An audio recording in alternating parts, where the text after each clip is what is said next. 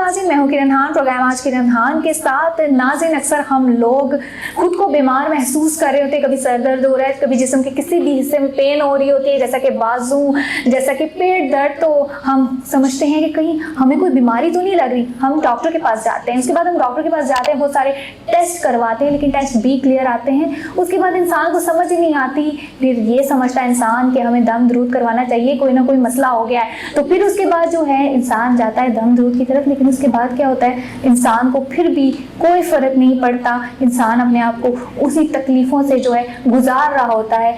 आज इसी टॉपिक पर बात करेंगे हम और जानेंगे कि इसका हल क्या है, ये क्या होता है और ऐसा क्यों होता है हम सबके साथ, और इसके क्या इलामात हैं और कैसे इससे बचा जाए। आज इसी पर बात करने के लिए हमारे साथ एक ऐसी शख्सियत मौजूद है जो फार्मासिस्ट भी हैं, इसके अलावा जो है गहरी नज़र रखती हैं सोशल एक्टिविटीज़ पर भी, और इसके अलावा रिसर्चर भी हैं। ज़्यादा इंतज़ार नहीं करवाऊंगी आपको, हमारे साथ जो मेहमान मौजूद हैं उनका नाम है तहरीन सहर। अस्सलाम वालेकुम तहरीन सहर, क्या हाल है, कैसी हैं? कैसे हैं आप किरण? ठीक है, ठीक ठाक। Welcome to the show. आपको आज़म टीवी में हम वेलकम करते हैं। आज का जैसा कि हमारा टॉपिक आपको इंट्रो से समझ आ ही गई होगी कि ये जो छोटे छोटे दर्द होते हैं जिसकी वजह से इंसान ये समझ रहा होता है कि वो बीमार है, लेकिन ऐसा होता नहीं है। तो क्या समझती हैं आप, ये है क्या? इसको थोड़ा एक्सप्लेन करें। इसको हम एंजाइटी कह सकते हैं। एंजाइटी कह सकते हैं। तो एंजाइटी क्या होती है और क्यों होती है, इसके हवाले से बताइए। एंजाइटी जो होती है, ये कोई भी आपको टेंशन है, आप उसका फ्यूचर सोचना शुरू कर देते हैं। फ्यूचर ये किस तरह से होगा, ये कैसे होगा, ये किस तरह और क्या, बगैर किसी नताइज के जब आप सोचते रहते हैं तो उसको एंजाइटी कहते हैं। यानी कि कोई डिसीजन नहीं आ रहा आपके सामने, लेकिन आप सोच ही जा रहे हैं खुद से ही, यानी कि खुद बनावटी सोचें जो हैं वो आपकी एंजाइटी है। एंजाइटी है। तो ये एंजाइटी चलते चलते जो है आगे कौन से स्टेज तक पहुंच जाती है, इस हवाले से बताइए। एंजाइटी फिर आगे डिप्रेशन में कन्वर्ट हो जाती है। Depression start anxiety at the end depression.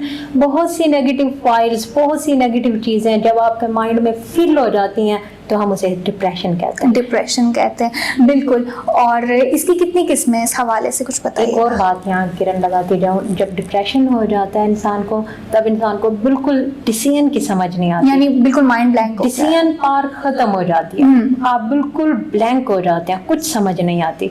तो उसके बाद फिर मुख्तलिफ फेजेस शुरू हो जाती हैं, लाइक जनरलाइज एंजाइटी हो गई, फोबिया, पैनिक अटैक और सोशल एंजाइटी। पैनिक अटैक के हवाले से हमें थोड़ा सा ब्रीफ कीजिएगा। पैनिक अटैक क्या है? काफ़ी इसका नाम भी सुना गया, लोगों को होता भी है। तो बिल्कुल आज नाजरीन का भी ये सारी बात है, प्रोग्राम देख रहे हैं और बहुत सारे लोगों ने मुझसे फरमाइश भी की थी कि ये प्रोग्राम जो इस हवाले से करें। बहुत सारे सवालात भी हैं लोगों के इसमें मौजूद। तो बिल्कुल आप पैनिक अटैक के हवाले से हमें थोड़ा सा ब्रीफ करें, क्या है ये?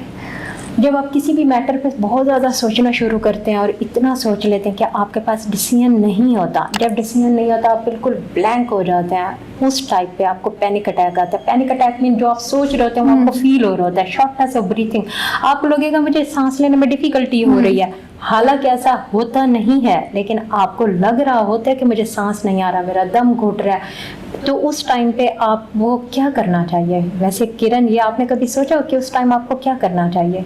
वैसे जब इंसान का दिमाग इतना ब्लैंक हो, उसे डिप्रेशन या एंजाइटी जैसे और इस तरह पैनिक अटैक तक इंसान पहुंच जाए तो क्या कर सकता है? यस, ये सबसे खूबसूरत क्वेश्चन है। उस टाइम आपको चाहिए कंपेनियन, उस टाइम आपको चाहिए कन्वर्सेशन, उस टाइम आपको कोई भी मेडिसिन नहीं चाहिए। ये देखें यहाँ हमने कितनी मेडिसिन रखी हुई हैं। मेडिसिन बस 1, 2 और 8 और बस इतना ट्रीटमेंट है। लेकिन सबसे पहली चीज़ क्या है? Will power. जिस बंदे की, जो इंसान अपनी विल पावर बना लेता है उसको कोई डिजीज नहीं होती। आप डिसीजन लेना शुरू करें। आपको पैनिक अटैक आया, आप डिसीजन लें कि मैंने क्या करना है। यानी विल पावर, मैं ठीक हूँ, मैं बिल्कुल दुरुस्त हूँ, मुझे कोई डिप्रेशन नहीं है। आपने वो फिल्म देखी होगी 3 इडियट? या बिल्कुल। उसमें उसने बहुत खूबसूरत एक वर्ड कहा, all is well. All is well. तो हम मुसलमान हैं, हम कहें नहीं मुझे कुछ नहीं है, अल्लाह पाक मेरे साथ हैं, I am not alone. Yes. Gratitude, सबसे बड़ा ग्रेटिट्यूड। अच्छा सोचें, जब पैनिक अटैक आए आप अच्छा सोचें, नहीं मेरे साथ ऐसा नहीं हो रहा, नहीं मैं बिल्कुल ठीक हूँ, नहीं मुझे अपने डेस्टिनेशन पे पहुँचना है। मैं समझती हूँ कि आपको फटाफट अपना डेस्टिनेशन बनाना है कि मुझे करना क्या है। اچھا، اس کے علاوہ اس کی علامات کیا ہوتی ہیں؟ جیسے کہ ہم اگر کسی کو انالائز کرنا چاہیں کہ اس کو ڈپریشن ہے یا انزائٹی ہے تو ہمیں کس طرح پتہ لگے گا؟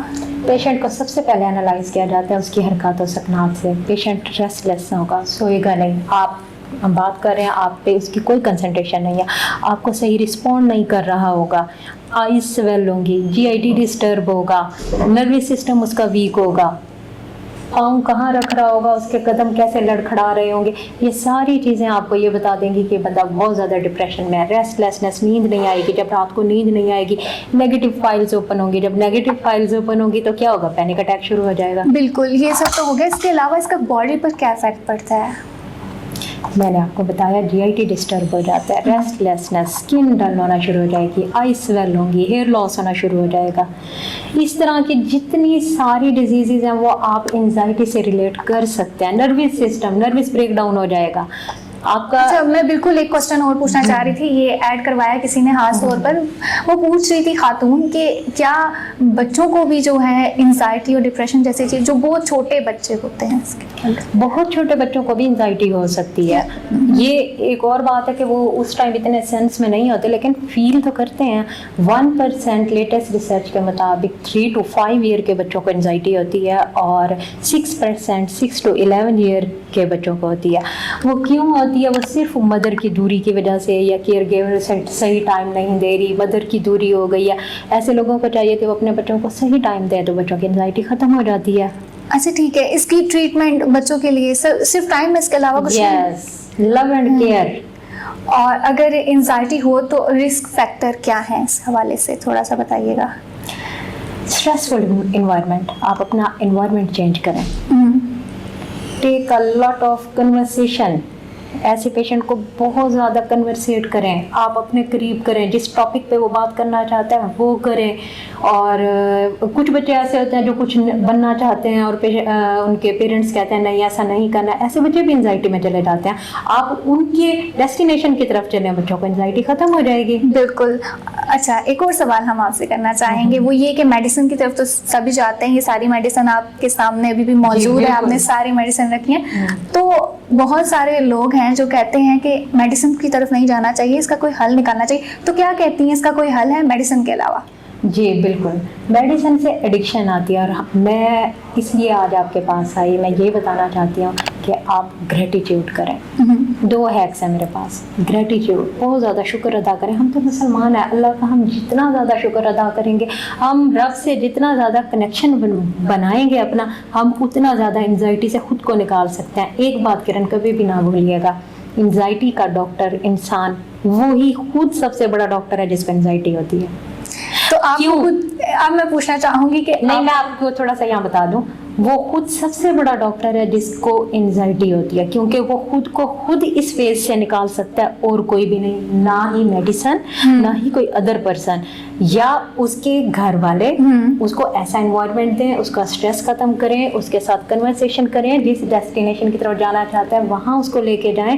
اور دوسری سب سے بڑی بات, پیشنٹ کو چاہیے وہ خود گریٹیٹیوڈ کرے, رب کا شکر ادا کرے, رب سے تعلق بنائے اور اپنے اندر ایک اچھی امیجنیشن لائے. وہ جب اچھی امیجنیشن لاتا رہے گا, اچھے اچھے خیالات سوچے گا, تو نیگیٹو فائلز آٹومیٹکلی کلوز ہونا شروع ہو جائے گا, اور اس کے ساتھ اچھا ہونا شروع ہو جائے گا. ایسا ہی کہ جو انسان اپنے مائنڈ میں پکچر بناتا ہے تو بالکل وہ چیز انسان فیس بھی کرتا ہے. اس کے علاوہ میں پوچھنا چاہوں گی کہ یہ نروس بریک ڈاؤن کیا چیز ہے, اس کے حوالے سے کچھ بتائیے گا.